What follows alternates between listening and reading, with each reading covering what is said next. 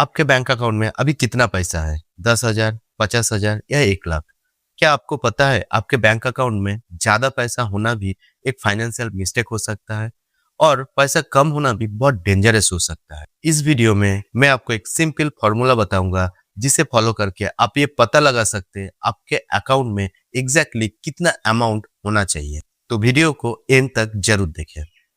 नमस्कार दोस्तों, मेरा नाम है राज और आपका स्वागत है मित्रा फिनेक्स पर। मैक्सिमम लोगों को ये लगता है कि बैंक में जितना पैसा होगा उतना उन लोगों के लिए अच्छा होता है, लेकिन रियलिटी ये नहीं होता है क्योंकि बैंक का जो इंटरेस्ट होता है वो इन्फ्लेशन को भी बीट नहीं कर पाता है।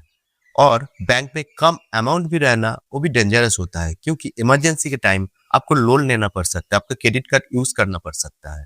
तो अभी आप कमेंट करके बताइए आपके हिसाब से आपका बैंक अकाउंट में कितना अमाउंट रहना चाहिए, 50,000 या 1 लाख? बैंक अकाउंट में कितना अमाउंट रहना चाहिए इसको कैलकुलेट करने के लिए आपको आपका एक्सपेंस को कैलकुलेट करना पड़ेगा, जैसे कि रेंट, इलेक्ट्रिसिटी बिल, खाने पीने का खर्चा, कोई चिल्ड्रन होगा तो उसका स्कूल का खर्चा, कोई भी इन्वेस्टमेंट है उसका खर्चा, सब मिला के आपको फिक्स्ड इनकम को लिस्ट डाउन करना पड़ेगा। मान लीजिए आपका सैलरी 50,000 है लेकिन आपका जो फिक्स्ड एक्सपेंस है वो 30,000 है, तो आपको यहाँ पे सैलरी कैलकुलेट नहीं करना है, आपको कैलकुलेट करना है आपका फिक्स्ड एक्सपेंस को। अभी के टाइम में एक इमरजेंसी फंड का होना हर फैमिली के लिए बहुत इंपॉर्टेंट होता है। Medical emergency, accident, job loss, कुछ भी हो तो इसके लिए पहले से एक अमाउंट हम लोगों के पास होना चाहिए। जैसे कि सैलरीड पर्सन के लिए ये एक्सपेंस 3 महीने से 6 महीने का रहना चाहिए और जो लोग सेल्फ एम्प्लॉयमेंट है या तो फ्रीलांसर है उन लोगों के लिए 6 से 12 महीने के लिए रहना पड़ेगा क्योंकि उन लोगों का जो इनकम होता है वो फिक्स नहीं होता है।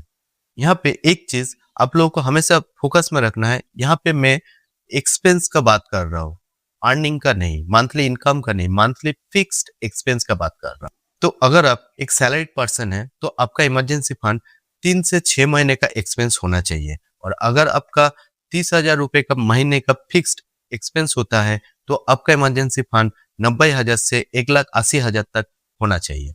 और एक चीज, इस पैसे को आपको ऐसे जगह पे रखना है जहां से आप इजीली इसको एक्सेस कर सकते हो। इमेजिन करो अगर कल आपका कंपनी आपको जॉब से निकाल दे तो आपका ये बैंक बैलेंस आपका 6 महीने का खर्चा चला सकता है।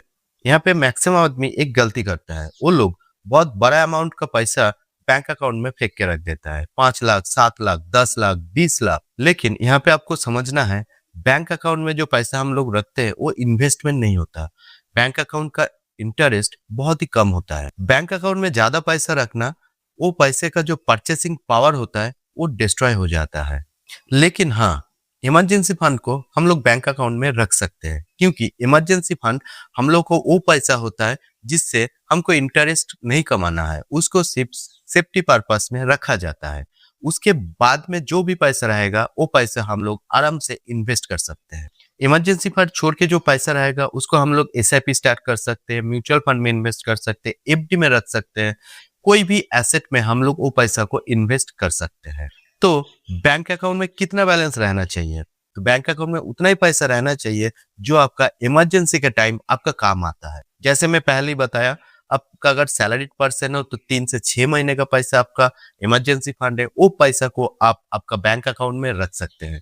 बाकी जितना भी पैसा आएगा वो आप डायरेक्टली इन्वेस्ट कीजिएगा। तो अगर आप एक स्टूडेंट हो तो 1 से 3 महीने का एक्सपेंस आपका बैंक अकाउंट में रहना चाहिए।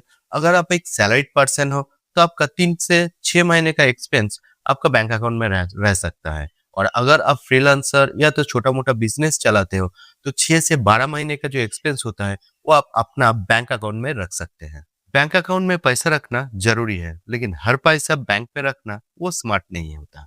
पहले आप अपना मंथली एक्सपेंस कैलकुलेट करो, फिर आपके लिए एक इमरजेंसी फंड का प्लानिंग करो, उसके बाद जो भी पैसा आएगा वो इन्वेस्ट करो।